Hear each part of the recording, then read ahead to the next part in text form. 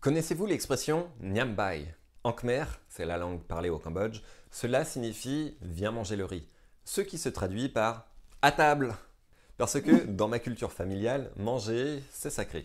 Toutes les fêtes de famille tournent autour de la nourriture, tous les moments de partage, même les ancêtres ont droit à leur part. À vrai dire, dans toutes les cultures, françaises du sud-ouest, maghrébines ou d'Alsace, la nourriture est une source de partage et de plaisir. C'est pour ça que certaines personnes qui veulent perdre du poids ont peur d'avance à l'idée de devoir sacrifier ce qu'elles aiment. Quand on aime manger par plaisir, quand on est épicurien, la privation est une source de frustration. À cause de ça, si votre façon de manger n'est pas suffisamment agréable, alors ce n'est qu'une question de temps avant de retourner au fur et à mesure à vos anciennes habitudes. Et comme vous le savez, au final, à reprendre tout le poids que vous avez peut-être réussi à perdre. La conséquence, c'est que pour réussir à perdre du poids, vous avez donc deux options. La première option, c'est de manger ce qui vous plaît parce que vous allez être étonné de voir que vous n'avez rien à sacrifier pour atteindre et même stabiliser votre poids de forme. La deuxième option, c'est d'accepter que vous êtes un être en perpétuelle évolution et que grâce à ça, vos goûts évoluent avec le temps. Heureusement, vous n'avez pas besoin de choisir une seule option. En attendant, si vous voulez perdre du poids durablement, vous avez besoin de comprendre une chose importante. C'est que votre alimentation est conditionnée. En fait, le conditionnement est la raison principale qui décide de presque tous nos comportements alimentaires. Alors, qu'est-ce que ça signifie? Le mot conditionnement est très attaché à la fameuse expérience du chien de Pavlov. Prenez un chien, sonnez une cloche, puis donnez-lui à manger. Très rapidement, le chien va apprendre que le son de la cloche signifie pour lui qu'il va pouvoir manger. Alors, le chien se met à saliver dès qu'il entend la cloche, avant même que son repas n'arrive.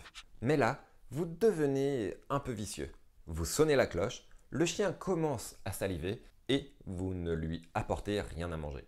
Même si la nourriture n'arrive pas, le chien s'est tout de même mis à saliver. Pourquoi? Parce que le chien a créé une association mentale entre le son de la cloche et la nourriture qui arrive. De la même façon, nous sommes conditionnés mentalement. Si j'arrive devant la porte du frigo, j'ouvre le réfrigérateur sans même réfléchir, par automatisme. C'est un conditionnement. Et là où ça devient encore plus intéressant, c'est que nos préférences alimentaires, nos goûts, sont aussi le résultat de conditionnement. Si vous avez mangé des huîtres et que vous souffrez d'une sévère intoxication alimentaire, la seule idée de manger des huîtres pourrait vous dégoûter au simple souvenir des vomissements et des cheveux qui tombent dans les toilettes. C'est une association négative. Ces associations sont donc le résultat de vos expériences et de votre vécu. Autrement dit, vos préférences alimentaires ne sont pas innées. Par exemple, si vous prenez un Coréen et que vous lui faites goûter du camembert, celui-ci va probablement trouver que notre fameux fromage français est dégoûtant et a une odeur de poubelle. Par contre, si vous prenez une personne d'origine coréenne mais qui a vécu toute sa vie en France, cette personne va beaucoup plus probablement aimer le camembert comme la majorité des Français. Autrement dit, vos préférences alimentaires sont entièrement définies par votre conditionnement et votre vécu. Et donc, ces goûts peuvent bien entendu changer avec le temps. Avec les bonnes expériences, nous sommes capables d'apprendre à aimer presque n'importe quoi. Par exemple, quasiment aucun enfant n'aime les huîtres étant petit. Pourtant, même si vous n'aimez toujours pas ça, il faut reconnaître que beaucoup d'adultes en raffolent. C'est pareil pour l'alcool. Les enfants en sont généralement dégoûtés, alors que l'apéro est sacré pour certaines personnes. Pour résumer, les préférences alimentaires sont le résultat d'un entraînement. C'est le conditionnement. Et les goûts alimentaires sont conditionnés par votre famille, votre culture, les traditions locales, les traditions ethniques ou religieuses, les convictions et votre expérience en général.